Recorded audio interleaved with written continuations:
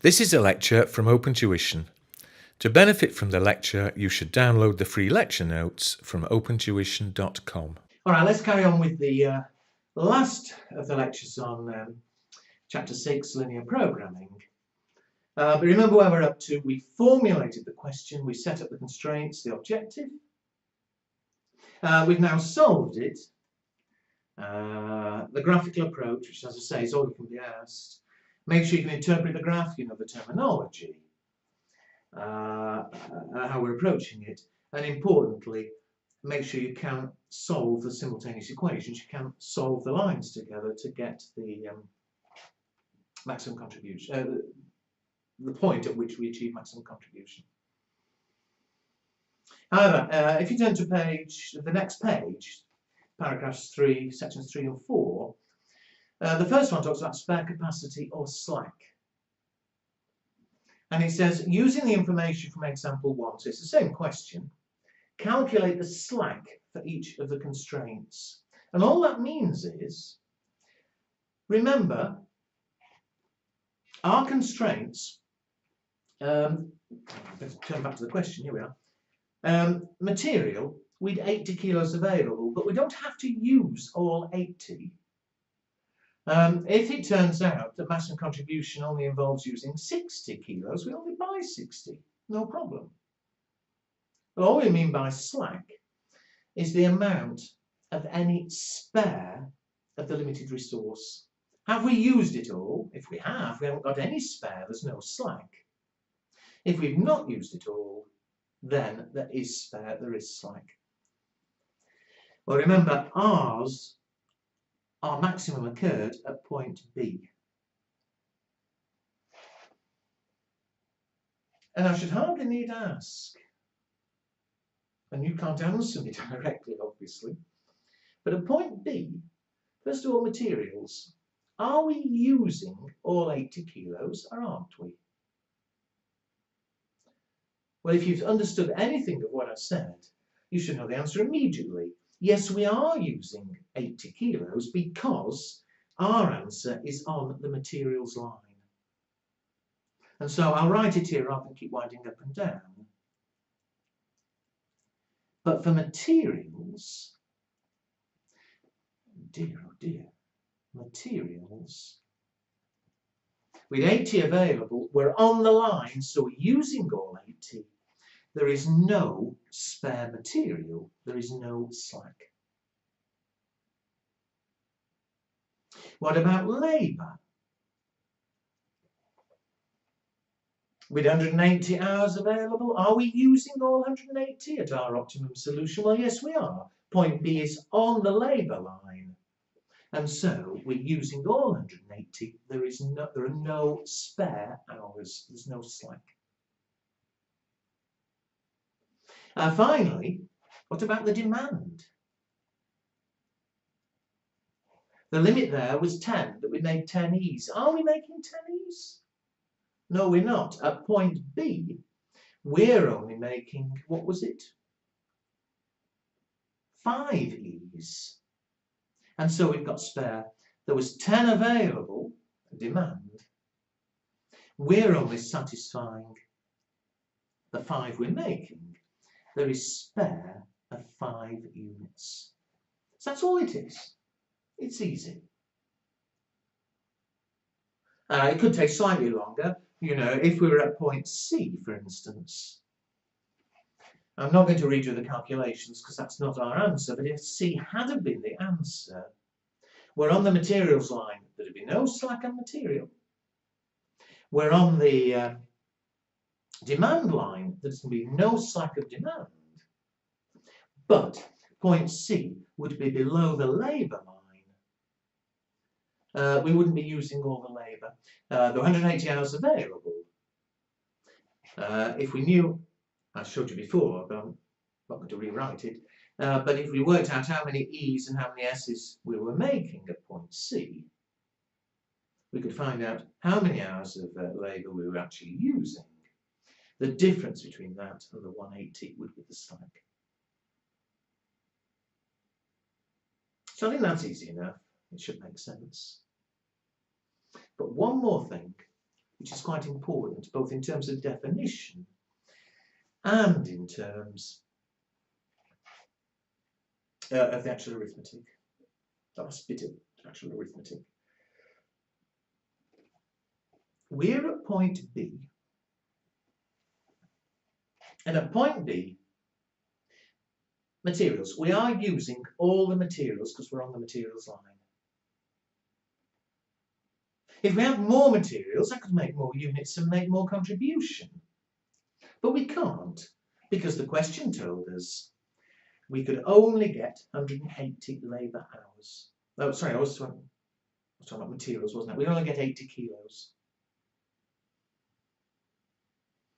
However, surely in the real world, no resource is completely limited. You know, it says here we've only got 18 kilos of material available, but surely there are always ways of getting more. The only problem is, to get more, you'd probably have to pay a higher price. There are very few materials where you can't get more if you're prepared to pay for it. At normal prices, we can only get 80 kilos. But just suppose I told you we could get more material. But if we did, we'd have to pay a higher price. We don't know how much we're paying at the moment. We weren't told that it wasn't needed. Maybe we're paying $5 a kilo at the moment. And they tell us, you can get some more kilos if you want.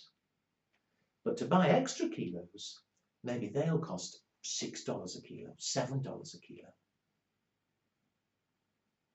And you could be asked to calculate how much extra would you be prepared to pay to get more material. Why would I pay any more? Because if I bought more, I could make more units and make more contribution. So if I can make more profit, I'm prepared to pay more to get the extra kilos. Well, that extra is called the shadow. Make space.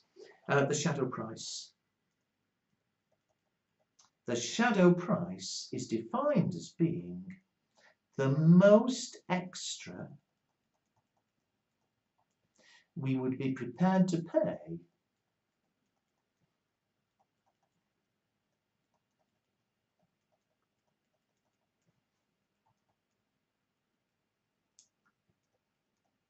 for one extra unit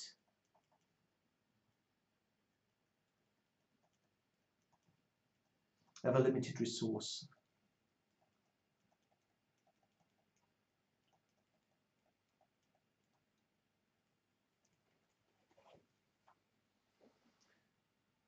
I'll do it for materials.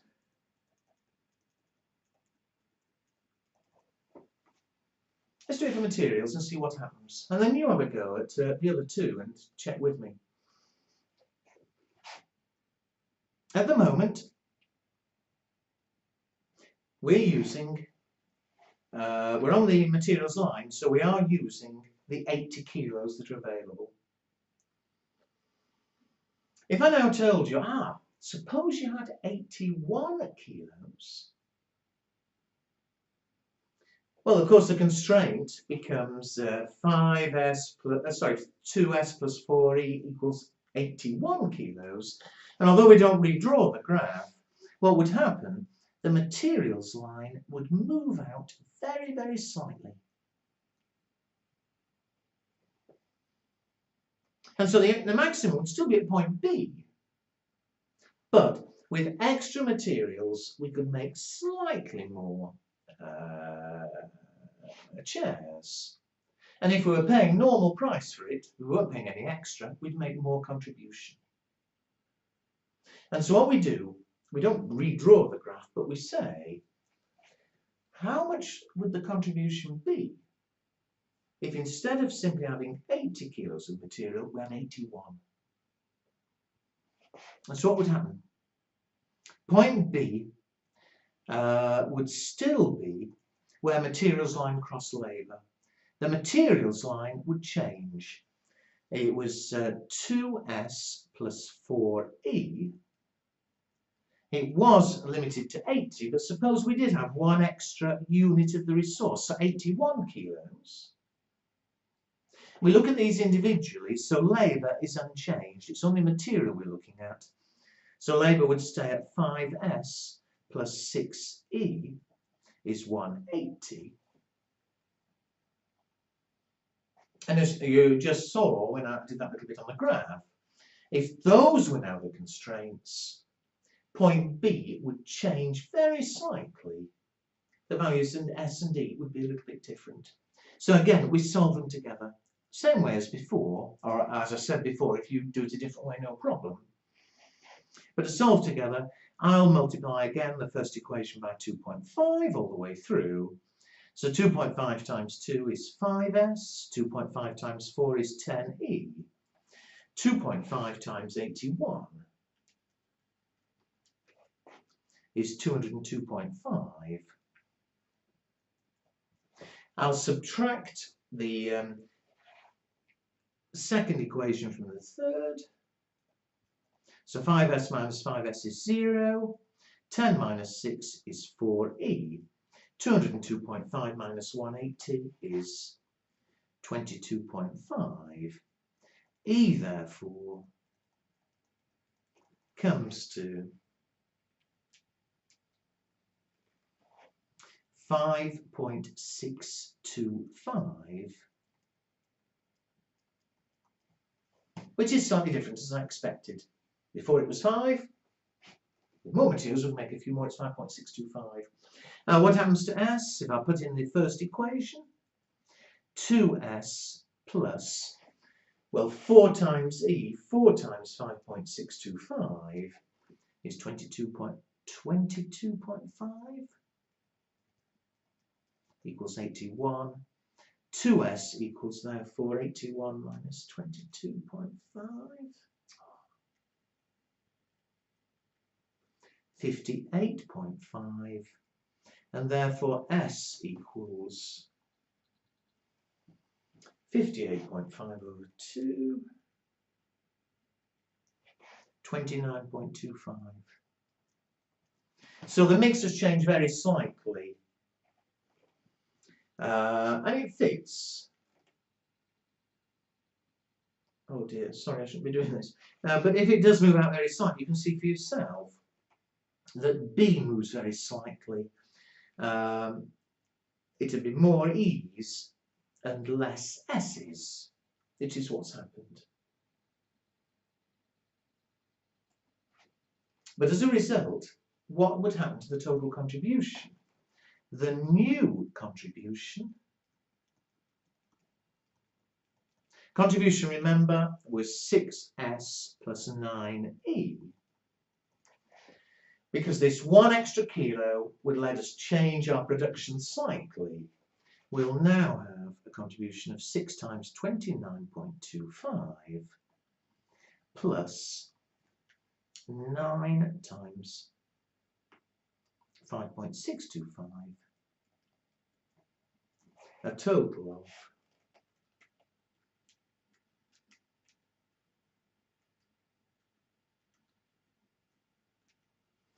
'Oh, I'm right. I get 226.125.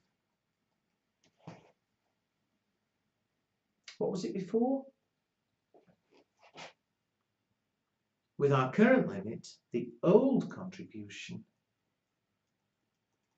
I hope I'm remembering correctly, was 225. And therefore, this new mix being having 1 extra kilo available, we'd get extra contribution of the difference, 226.125 minus 225, 1.125. Now, a few things to listen very carefully to. And wind back, check the arithmetic properly if you're at all unsure.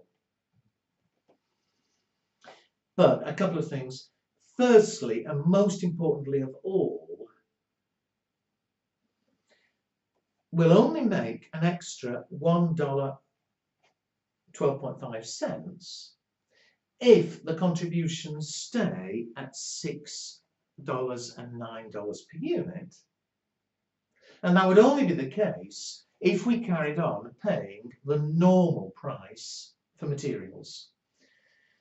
You know, they'd worked out contributions for us, so I don't know what the normal price is. Maybe currently it's $5 a kilo. But if it carried on at $5 a kilo, an extra kilo would generate 1.125 extra contribution. But I said earlier, to get more, we're probably going to have to pay more than the current price. It might be currently $5. We might have to pay $6. And if you pay $1 more, you make $1 less contribution. And so importantly, that 1.125 I did write before, but that's not the price per kilo we'll pay. That is the most extra that we're prepared to pay.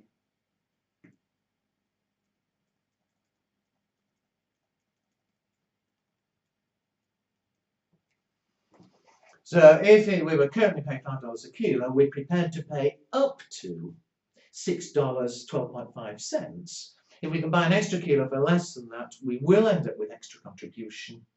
If an extra kilo costs more than that, it wouldn't be worth buying.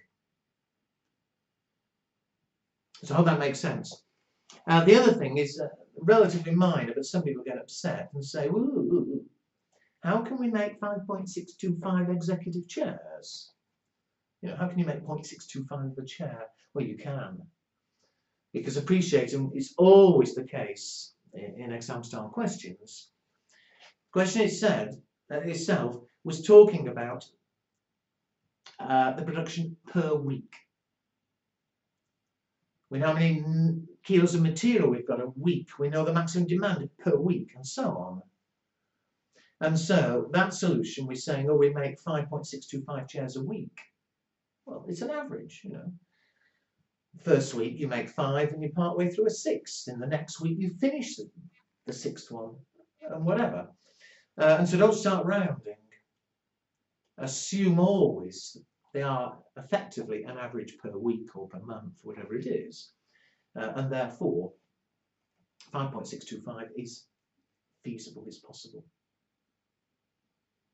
So that's the way we do it. We repeat our solving equations together with one extra unit of the limited resource we're looking at.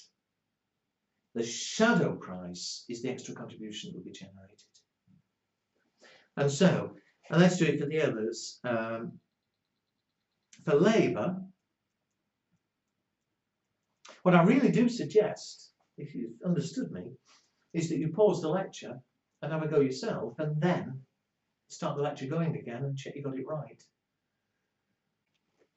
Okay, well, I'll assume that you've had a go at labour on your own, and that you've now restarted the lecture. And so, oh, good heavens, check with me labour.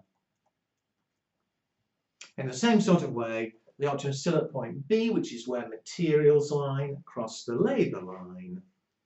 But this time the materials line won't change. We only look at one factor at a time. So the materials line, 2s plus 4e, was limited to 80. The labour, it was 5s plus 6e. It was 180, but with one extra unit of labour, one extra hour of labour, that now becomes 181. Well, we've solved the equations twice now, so I'm not going to waste time on the third. I'll do it the same way as I was doing before. If I take the first equation and multiply by 2.5, 2.5 times 2s is 5s. 2.5 times 4e is 10e. 2.5 times 80 is 200. I'll subtract the second equation away from the third. So 5s minus 5s is 0. 10e minus 6e is 4e. 200 minus 181 is 19. E, therefore, 19 divided by 4, which I should be able to do in my head, but I won't risk it, is 4.75. It was 5 units, remember. It's now 4.75, it's changed slightly. And we can now substitute to get S. If I put it in the first equation, 2S plus 4E, so 4 times 4.75 is 19, is 80. 2S, therefore, is 80 minus 19 is 61. S is 30.5. And so, this time, if we have more labour, we're able to make slightly more S and slightly less E. What would happen to the total contribution? If costs remained unchanged, the contribution would be 6S plus 9E. So 6 times 30.5 plus 9 times 4.75. The total contribution would now be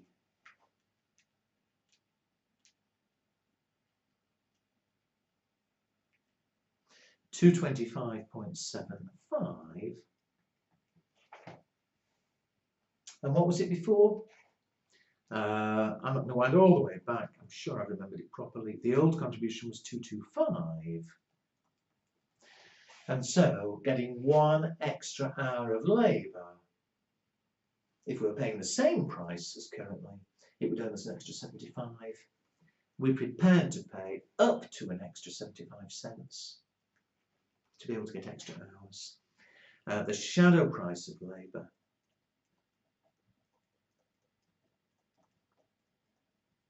the difference between the two, 75 cents. And you see, there is a logic to it again. Labour. I mean, labour is never surely completely limited. We were told we've only got 180 hours. That's how we did the original question. But of course, you can get more labour, but you're going to have to pay overtime. So, you know, currently you may be paying them $5 an hour. I don't know. If you want more labour, you're going to have to pay more for it. If you still paid $5 an hour, you'd get 75 cents extra contribution. But if I've got to pay them an extra 50 cents an hour, it's worth it. I'll pay an extra 50 cents to generate 75 cents, it's worth it. But if I have to pay an extra $1 an hour to generate only 75, it wouldn't be worth it. Here, there were the 3 constraints, so it should be immediately obvious. But what about the demand for E?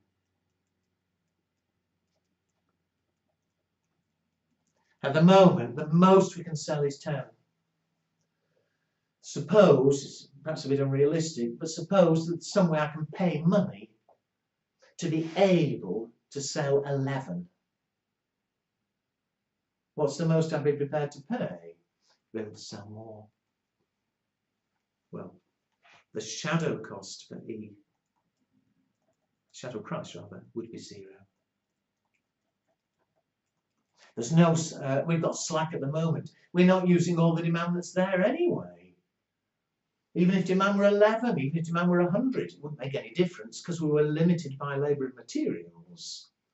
And so it's only those constraints where there's no slack, where you're using all that's available. It's only those constraints which will actually have a shadow price. Okay, well, I warned you in advance. It would take a while to go through all that, but we've now done it all. So, if you're unsure, you know, go back through the note, go back through the lecture, but otherwise, have a go at the practice tests that I mentioned before that are on the main, linked from the main paper P1 page.